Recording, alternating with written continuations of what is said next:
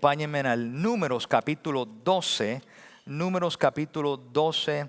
Voy a estar siguiendo nuestra enseñanza o predicación que hemos estado haciendo estas últimas semanas sobre la serie de Sé Diferente.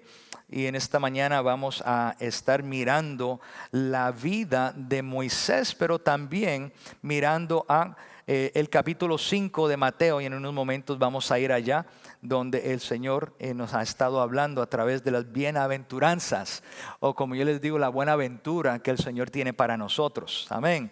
Cuando lo tengan, digan amén. Números capítulo 12, Números 12, verso 1. Voy a mirar 3 versos y vamos a seguir por ahí, y después a Mateo capítulo 5, verso 5. Dice la palabra del Señor. Voy a leer de la Nueva Versión Internacional. Dice el verso 1: Moisés había tomado por esposa a una egipcia. Así que Miriam y Aarón, el hermano y la hermana de Moisés, empezaron a murmurar contra él por causa de ella. Este líder, Moisés, todos saben que él fue entrenado en Egipto, fue a las mejores escuelas, fue preparado para liderar, fue preparado para hacer grandes cosas.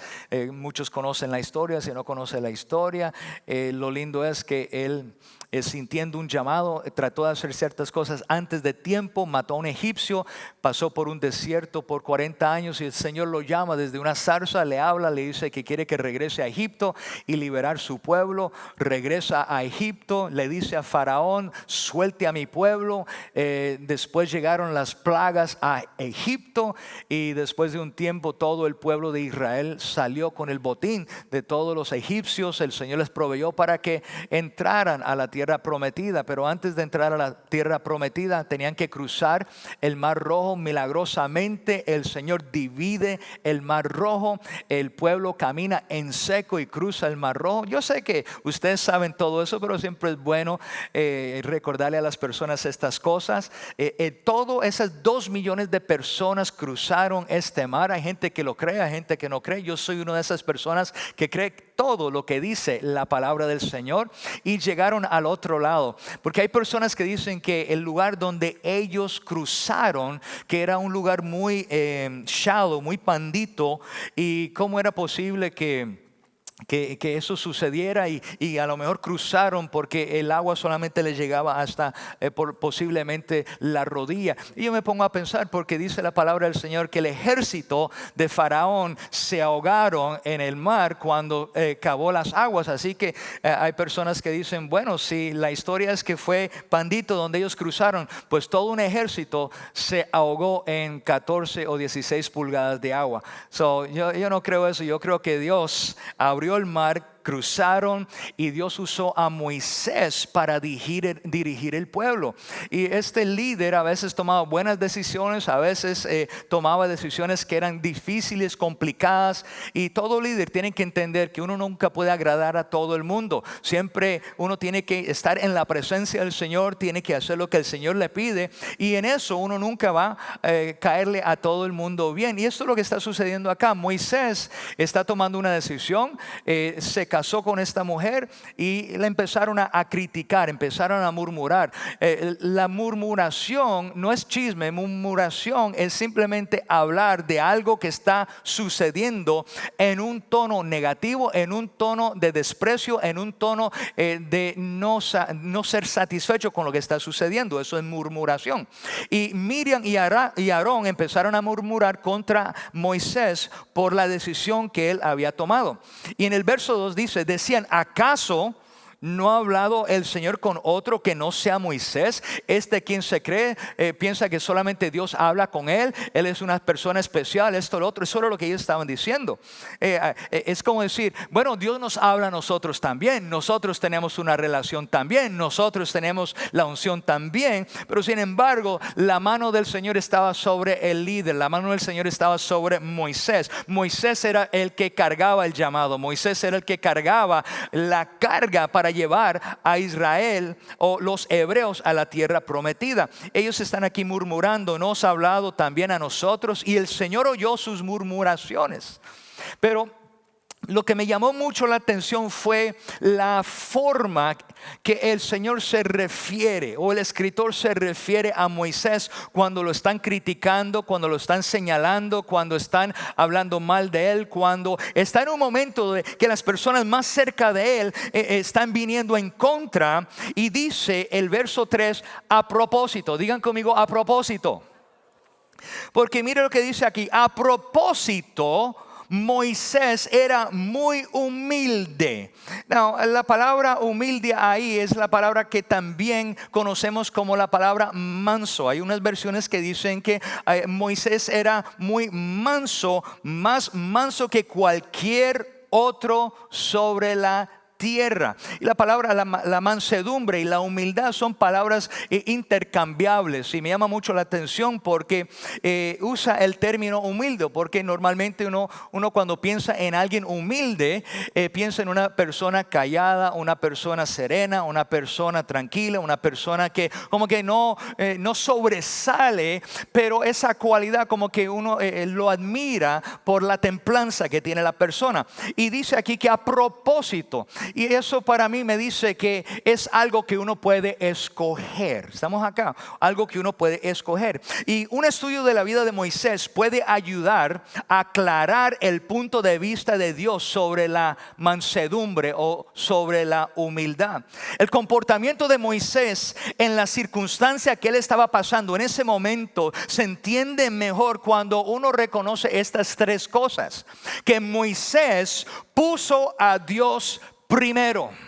Moisés puso a Dios primero. El otro día tuvimos un entrenamiento para todo el liderazgo, y el pastor que nos estaba impartiendo el liderato, él habló de 3 sillas y él dijo: ¿en qué silla estás sentado? Estás sentado en la silla donde eres un cristiano y que el Señor es el todo para tu vida, o eres una persona sentada en una segunda silla. Y en la segunda silla eres un cristiano, pero tú eres primero en todo lo que haces. En la primera silla, el Señor es el primero en toda la vida de ese cristiano. Y en la segunda silla es un cristiano, pero la persona es más importante, o todo gira alrededor de él. Y la persona que está sentada en la tercera silla es simplemente una persona atea, no creyente, un impío, use la palabra que quiera usar, una persona que no le sirve o no cree en Dios. Así que hay poca diferencia entre las personas que están en la segunda silla y la tercera silla, porque aunque la persona en la segunda silla ama a Dios, solamente piensa en los beneficios que Dios le puede dar a ellos. Yo sé que esas personas no están aquí en esta mañana, así que no se preocupe por eso. Piensa en quién este mensaje les sería bueno escuchar. Pero escuche bien, que yo quiero retarle a que todos seamos personas así como Moisés, que él ponía lo primero, que el Señor era el todo para él, que ellos pensaban en el Señor, que todo lo que ellos hacían eran porque Dios era lo primero, lo primordial, lo más urgente, lo más importante en sus vidas. ¿Hay alguien que puede decir amén? Ahí es donde todos nosotros debemos de llegar. Eso me llama mucho la atención porque Moisés puso a Dios primero, y las necesidades de los demás las puso antes de las de él mismo. Moisés puso las necesidades de los demás antes de él mismo. Así que él se preocupaba más por las personas, se preocupaba más por el pueblo, le importaba más el pueblo, le importaba más el bienestar del pueblo. Lo primero importante para la vida era Dios, lo segundo eran los demás, y número 3, sus propias comodidades y preferencias en último lugar. Así que cuando el pueblo israelita demostró un despreciable falta de gratitud, de respeto, de honra por los sacrificios que Moisés hacía constantemente para ellos, hacia ellos, él se quedó callado, no dijo nada. Cuando la gente se quejaba constantemente de su liderazgo, no tomó represalias, no se vengó, no le dijo, sabe que les voy a hacer esto, les voy a hacer lo otro. Se quedó callado. Aún en este contexto de Números capítulo 12, verso 1 al 3, cuando su propio hermano y hermana cuestionaron celosamente su autoridad, su posición, lo que él estaba haciendo, intercedió por ellos para minimizar el castigo de Dios. Porque si sigues leyendo, el Señor los apartó y les dice, ¿qué otro hombre hay donde yo, dice, a los profetas les he hablado en visiones, les he hablado en sueños, pero a este hombre yo he hablado cara a cara? Y lo que sucedió fue, sobre Miriam le cayó una lepra y Moisés intercedió. Él se paró en la brecha. Él dijo, Señor, aunque ella me ha criticado, ella me señaló, ella esto, por favor que no le pase eso. Y oró por ella. Mire qué hombre tan bueno, tan manso era el hombre Moisés. Y hablando de la mansedumbre, en estas últimas semanas hemos estado hablando sobre esta serie de ser diferente. Mire la persona que está a su lado y dígale, tiene que ser diferente. Mire la persona que está a su lado y dígale, tiene que ser diferente. Porque Dios nos ha llamado a ser diferente. Yo he estado enseñando estas últimas semanas sobre Mateo capítulo 5 y las bienaventuranzas. Bienaventurados, dichosos, felices los que son pobres en espíritu, porque de ellos es el reino de los cielos. Bienaventurados los que lloran, porque ellos serán consolados. Bienaventurados, dichosos, felices los mansos, porque ellos heredarán la tierra. Mira la persona que está sola, dile, hay una herencia para tu vida. Hay algo grande para tu vida.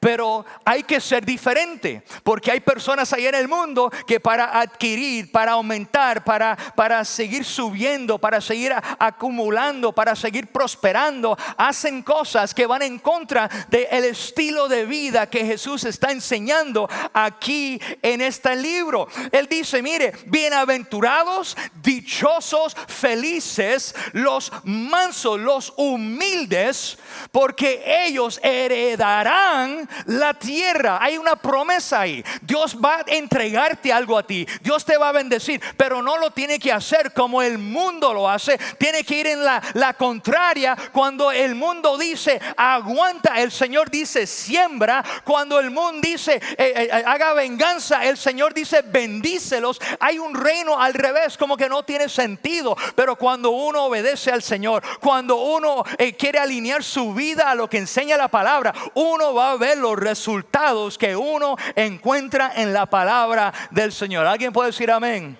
Por eso Mateo capítulo 5 verso 5, en esta versión de la Nueva Traducción Viviente, dice lo siguiente. Dice, Dios bendice a los que son mansos, los que son humildes, porque heredarán toda la tierra. Escuche bien, porque los mansos no representan a aquellos con un tipo de personalidad ostentosa o reticencia, o personas que son carismáticas, ni esto hablar de una debilidad. Esto no nos habla de una debilidad.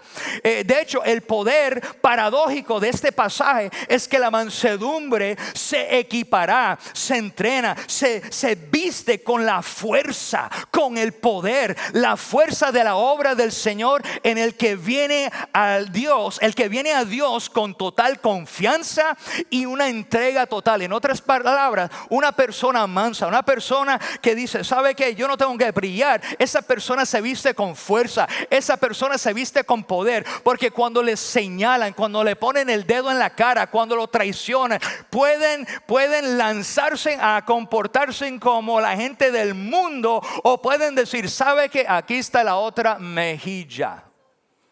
Y eso va en contra de lo que nos enseñan ahí. ¿Se acuerda cuando uno estaba? Bueno, hay los que se acuerdan de esto, que la pajita en el hombro.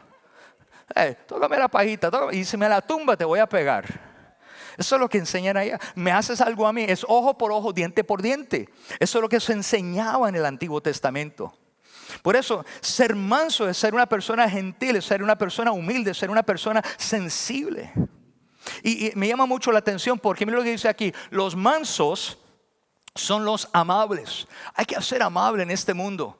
Hay que ser amable en este mundo cuando la gente son inamables, cuando la gente son irrespetuosos, cuando la gente no respeta ni las leyes, ni se acuerda el tiempo cuando un caballero le abría la puerta a una mujer. Se acuerda cuando un caballero le invitaba a una mujer para almorzar. Se acuerda cuando los niños decían sí señor, sí señora. Se acuerdan cuando la gente era amable. Esos valores se están perdiendo y no es por la sociedad, es porque los padres no están enseñándole eso a los hijos.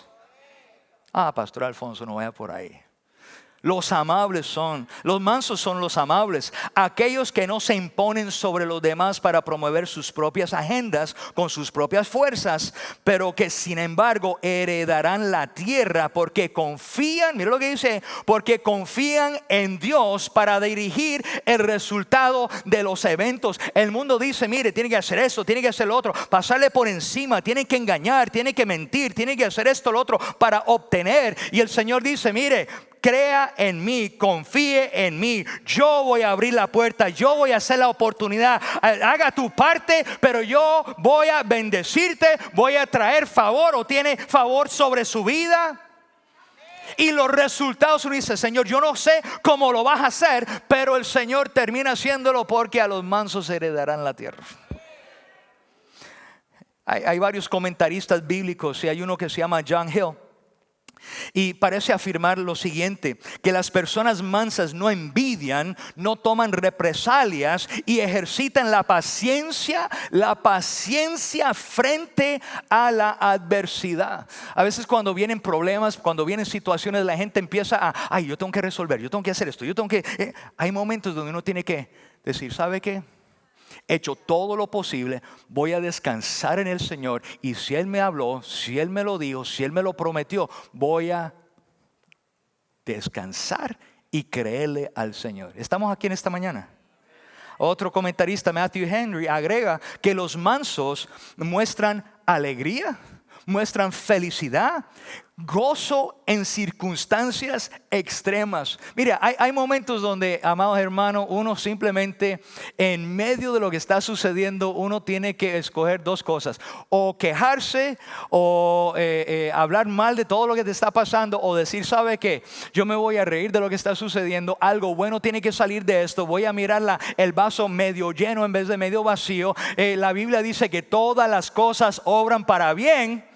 Todas las cosas obran para bien. Sabe que en medio de todo lo que me está pasando, voy a ejercer el gozo del Señor, voy a tener una buena actitud, en medio de lo que está sucediendo, aunque voy a sentirme alegre, sabiendo que, como yo siempre digo, no es permanente lo que está sucediendo, es pasajero, y yo voy a ver la bendición de por qué yo estoy pasando por todo esto. Porque si el Señor dijo, voy a llegar al otro lado, ¿sabe qué? Aunque esté en medio de una tormenta, el Señor te va a llevar al otro lado de la tormenta.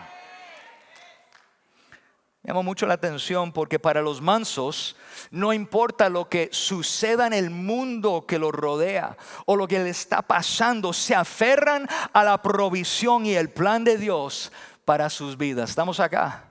Y también me llama mucho la atención porque en el diccionario Merriam-Webster habla lo opuesto de lo que es la mansedumbre. Lo que es el egoísmo, ser pomposo, ser altivo, ser prepotente, ser agresivo. Pero la mansedumbre no es una mentalidad, escuche bien, porque la mansedumbre no es una mentalidad de que yo tengo que ser una alfombra donde me pasan por encima. La palabra dice ahí que los mansos heredarán la tierra, no los mensos. También uno tiene que analizar, uno tiene que pensar, uno no puede ser un bruto, nosotros tenemos el Espíritu Santo. ¿Tú sabes lo que significa eso? Que tenemos a Dios, el Espíritu de Dios viviendo dentro de nosotros. Tenemos la mente de Cristo, tenemos las ideas de Cristo, teníamos las estrategias de Cristo, tenemos la palabra de Cristo morando dentro de nosotros. Y si somos mansos, no mensos, si alguien viene a tratar de hacer algo, está bien, me está tratando de hacer algo, pero mire, yo me voy a echar de lado porque a lo mejor ese carro me iba a pegar, o me voy a cuidar de tal y tal cosa, porque yo discierno por el Espíritu que me están tratando de engañar, y no voy a ser agresivo con eso. Simplemente voy a creer en el Señor que ninguna arma forjada contra mí prosperará, que oigo la voz del Espíritu, y si Él me habló, me va a dirigir, me va a guiar para ver los resultados que Él quiere, porque siempre oramos, Señor, que tu voluntad se haga y no la nuestra. ¿Alguien está conmigo en esta mañana? Por eso, amados, mansedumbre es no tomar represalias cuando se te hace daño, y no exija o no trate de ser una persona orgullosa como para mostrarle que tú puedes, que tú eres inteligente, que tú porque el Señor ama al humilde y baja al orgulloso. Estamos acá. Martin Lutero Jr., Martin Luther King Jr., él usó el principio de la mansedumbre cuando hacía todas las protestas civiles aquí en este país.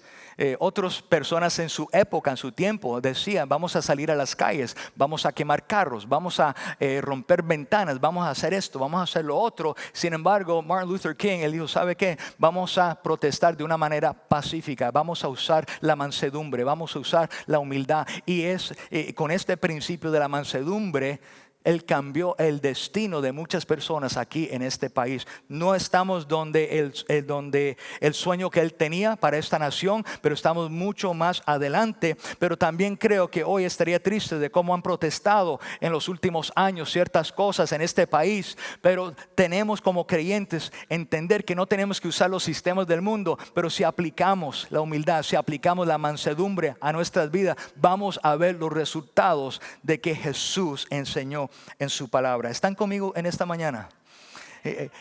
Hay diferentes versiones de esta escritura de Mateo 5:5, pero las versiones de la Biblia se mantienen más o menos iguales. Por ejemplo, en la Biblia el mensaje dice lo siguiente: eres bendecido. ¿Cuántos bendecidos hay aquí en esta mañana? Efesios capítulo 1 dice que hemos sido bendecidos con toda bendición espiritual. Lo he dicho aquí muchas veces. Cuando tú llegas a un lugar, la bendición de Dios llega, la presencia de Dios llega. ¿No se ha dado cuenta que a lo mejor llega a un restaurante y está vacío, pero ustedes llegaron y de momento se llenó el lugar? ¿Sabe por qué sucedió eso? Porque la bendición llegó. Gloria a Dios. Una vez me di cuenta que nosotros compramos una casa en un lugar. Éramos la segunda casa ahí en ese lugar, y estaban construyendo casas alrededor, y estaban en obras gris, o estaban construyéndolas y esto y lo otro.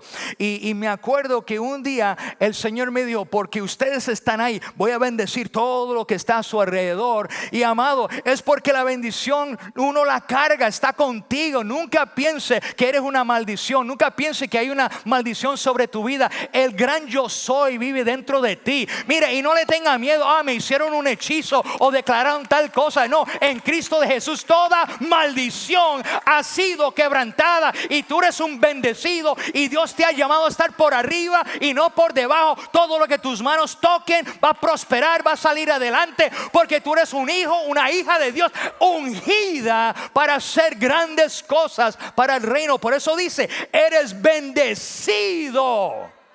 Eres bendecido cuando estás, escuche bien, como dice la Biblia, el mensaje: eres bendecido cuando estás contento con lo que eres. Cuando tú entiendes quién eres en Cristo Jesús, cuando tú entiendes tu posición como hija de Dios, como hijo de Dios. Puede venir lo que sea, puede venir cualquier tormenta, puede venir cualquier huracán, puede venir cualquier temblor, puede venir cualquier calumnia, puede venir cualquier chisme, puede venir cualquier situación, pero tú sabes quién eres en Cristo, y sabes que tu vida está construida, edificada sobre Cristo Jesús, la roca inconmovible. Tu casa no va a caer. Tu casa no va a caer, amado. Eres bendecido cuando estás contento con lo que eres, ni más ni menos. Ese es el momento en que se encuentran orgullosos, dueños de todo lo que no se puede comprar. Me encanta esa versión. Voy a repetirla. Eres bendecido cuando estás contento con lo que eres, ni más ni menos. Ese es el momento en que se encuentran orgullosos, dueños de todo lo que no se puede comprar. Porque el Señor te lo entregó, el Señor te bendijo, dijo, mire, y no son cosas materiales, amados, porque cuando uno se da cuenta, oh, yo tengo paz, oh, yo tengo tranquilidad, porque yo sé para dónde voy. Si salgo afuera y me pega un carro y me muero, oh, voy a estar en la presencia del Señor. Oh, si por alguna razón el Señor me quiere llevar, es mejor estar con el Señor que estar en el cuerpo. A la gente no le gusta escuchar eso. Todo el mundo quiere ir para el cielo, pero no quieren morir.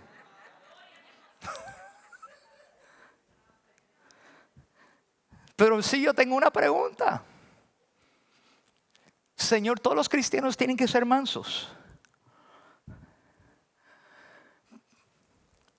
Porque Moisés, acuérdate lo que dice, que en esa versión que yo leí decía lo siguiente.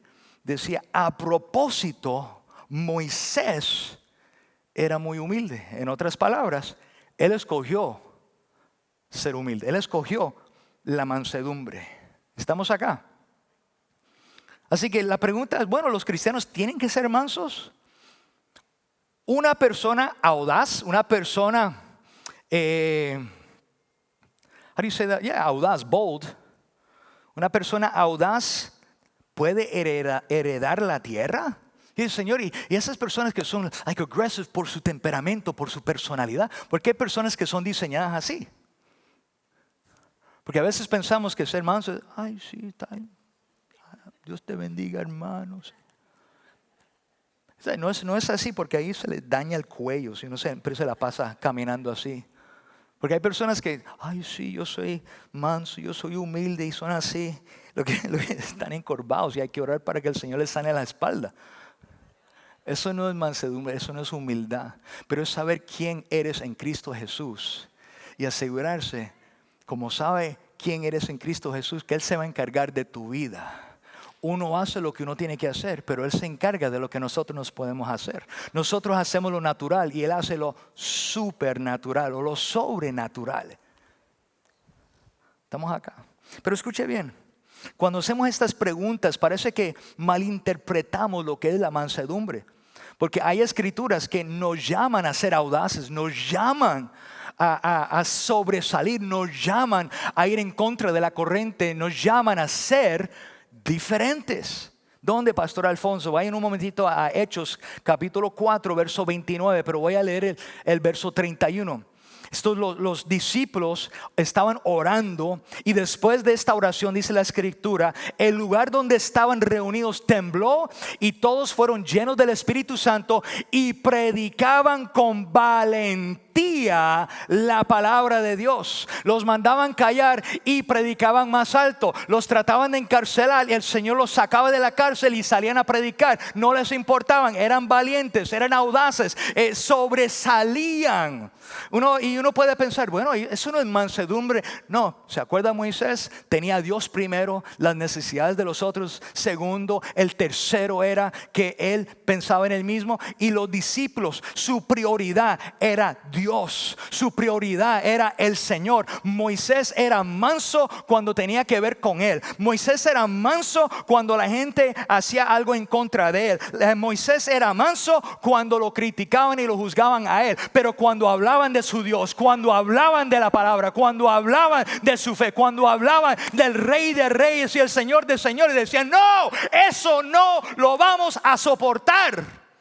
Mira lo que dice Hechos, voy a adelantarme un poquito, Hechos 4:29. Y ahora esta es la oración de ellos. Oh Señor, escucha sus amenazas y daños a nosotros tus siervos. Mucho valor a predicar tu palabra. Oh, gloria a Dios. Dice, y ahora, oh Señor, escucha sus amenazas y danos, no daños, danos a nosotros tus siervos mucho valor al predicar tu palabra. Extiende tu mano con poder sanador, que se hagan señales milagrosas y maravillas por medio del nombre de tu santo siervo siervo Jesús. ¿Cuál fue la oración de ellos? Oh Señor, úsanos para tu gloria, úsanos para proclamar tu palabra. Si lo puedo traer al contexto hoy en día, Señor, denos estrategias, muéstranos cómo alcanzar al perdido, muéstranos cómo alcanzar el que no te conoce. Y Señor, úsanos para sanar, úsanos en señales, en milagros. La gente decía: oh, pero Pastor Alfonso, ya no se ven los milagros que se venían antes. Oh, amado, los milagros no son para hacerse aquí en la iglesia. Los milagros para que la gente allá afuera vea que hay un Dios todopoderoso, que todavía sana, que todavía hace milagros, que todavía hace maravillas. He still does wonders. ¿Qué son wonders? Cuando a veces la gente dice: Dios, yo estuve a punto de morirme, and I wonder what happened. ¿Qué fue lo que sucedió?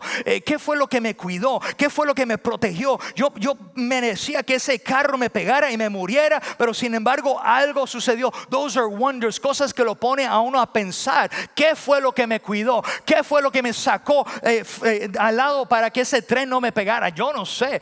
O personas, ¿qué fue lo que sucedió cuando me metí una aguja y quería matarme con una sobredosis, y aquí estoy todavía? Estamos acá.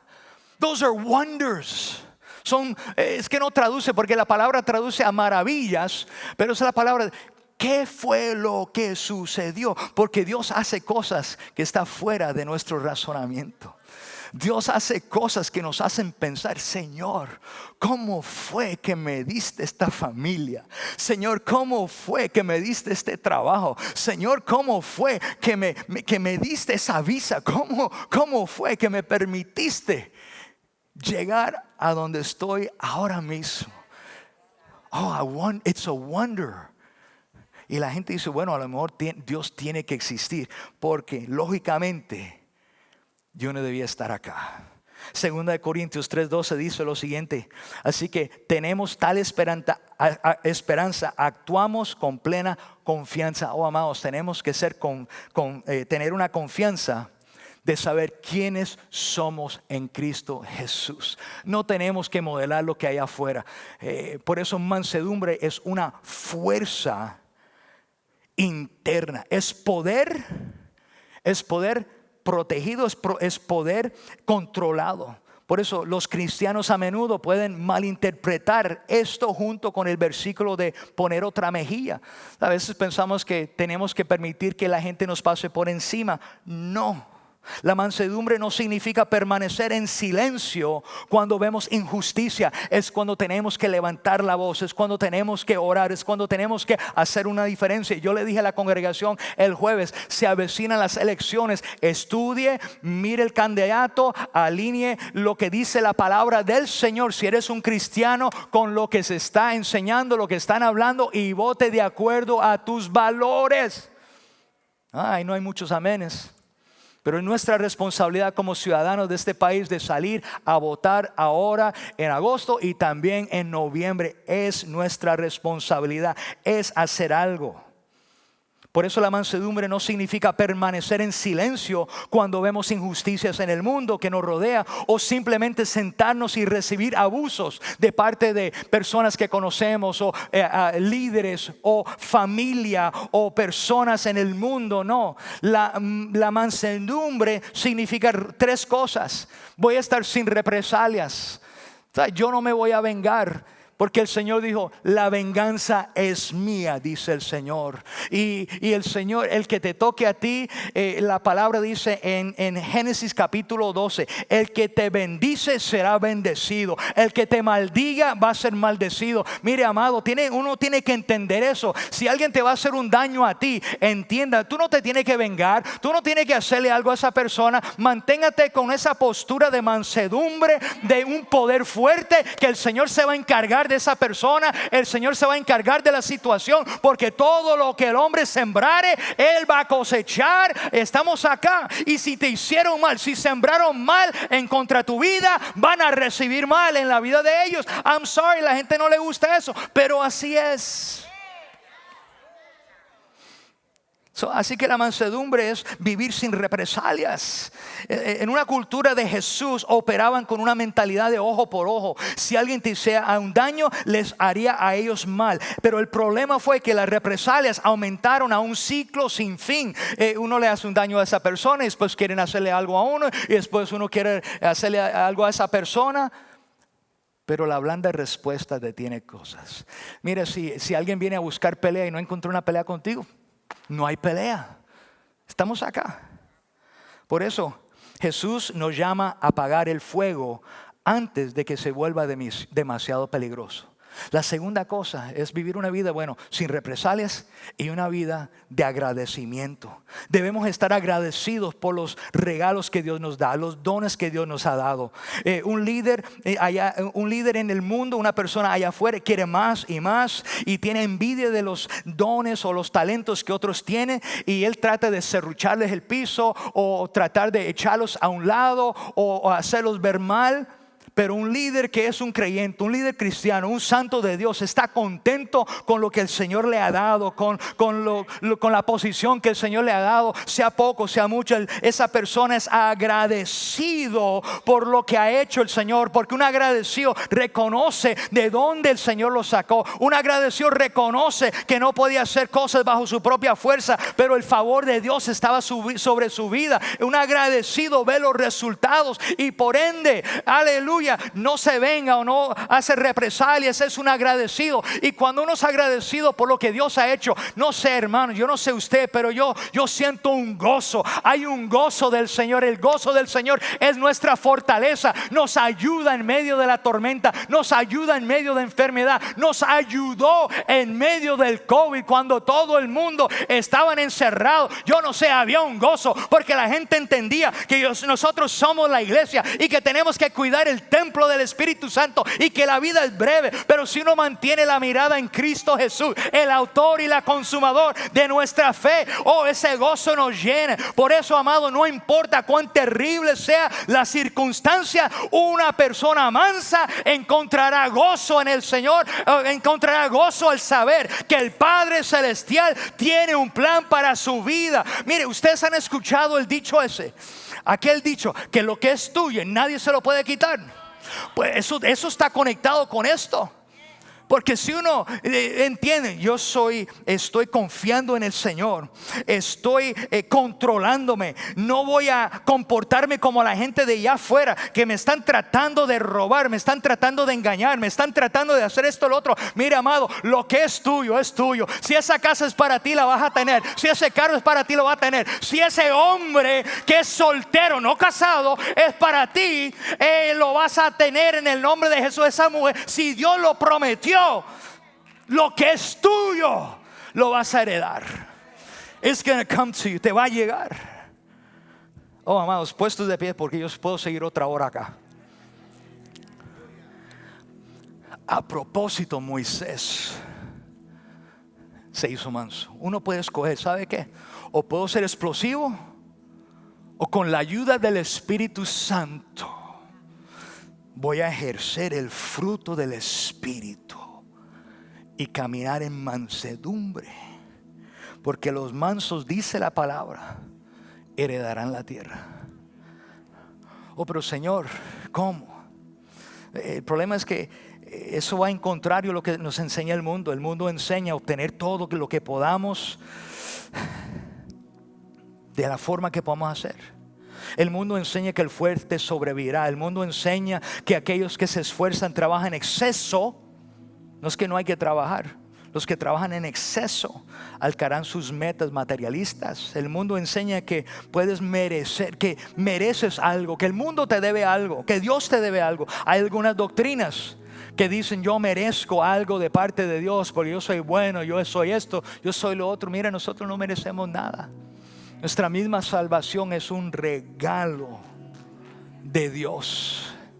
No lo podemos hacer por darle comida a la gente, darle ropa a la gente. Son obras buenas que Dios nos llamó a hacer, pero esas obras no nos salvan. Somos salvos por su gracia. Y Jesús, digan conmigo, Jesús nos enseña a ser diferentes. Jesús nos enseña que los mansos heredarán la tierra. Y Él está citando el Salmo 37, verso 11, donde el salmista dice: pero los mansos heredarán la tierra. Y escuche bien: disfrutarán de mucha paz.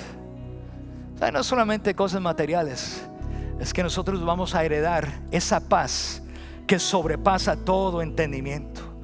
Que el mundo hay todo preocupado por elecciones y la gasolina y la economía y que el empleo y que las casas y que los intereses.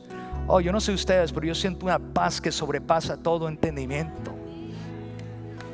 Una paz que yo no me voy a preocupar sobre la hipoteca. Yo no me voy a preocupar sobre el seguro del carro, porque Él se va a encargar. Me va a llegar al fin de mes. Yo sé que todo va a estar saldo. Yo sé que el Señor lo va a pagar todo.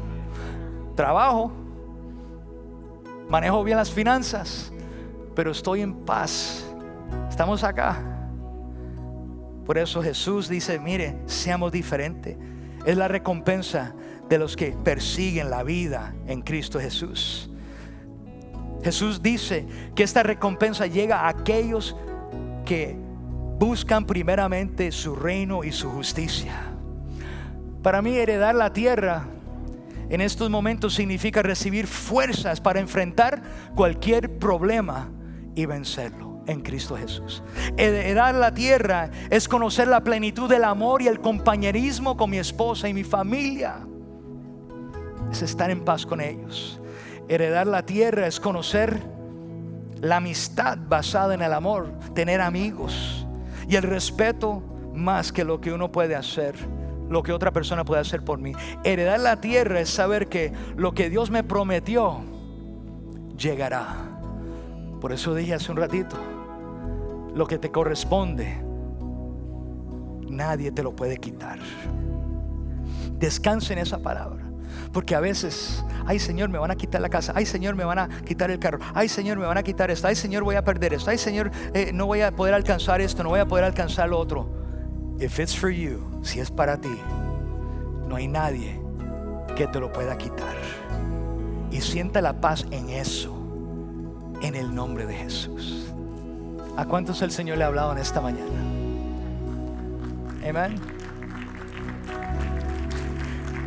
Es uno de esos mensajes que no se oye muy, porque éxito, planes, metas, esto, trabajar, no hay nada bueno, malo con eso. Pero el Señor nos llama a ser diferente y confiar en Él. Mansedumbre, fuerza, poder, controlada. Mira a la persona que está a su lado y diga: contrólate. Controla esa fuerza, porque haciendo eso, lo que es tuyo llegará en el nombre de Jesús.